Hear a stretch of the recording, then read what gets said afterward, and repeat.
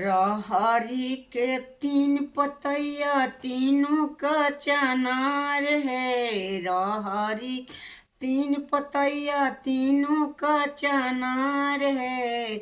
ए मदन भड़ुआ के तीन बहनिया तीनों रंडी बाज है। पल्लल भड़ुआ के तीन बहनिया तीनों रंडी बाज है। एगो घूमे अलिए गलिए एगो सर बाजार है। एगो घूमे अलिए गलिए एगो सर बाजार है। एगो घूमे हमरा भैया के संगे इहो रंडी बाज है। एगो घूमे हमरा भैया के संगे इहो रंडी बाज।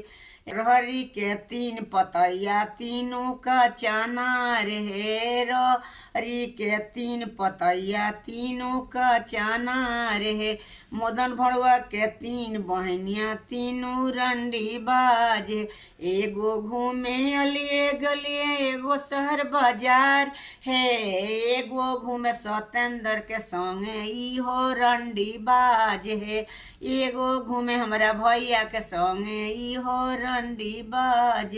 रहरी के तीन पतैया तीनों का चनार है। रहरी के तीन पतैया तीनों का चनार।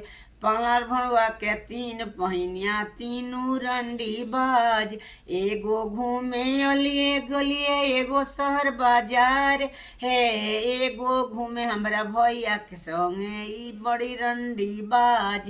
एगो घूमे हमरा भैया के संगे इहो रंडी बाज है।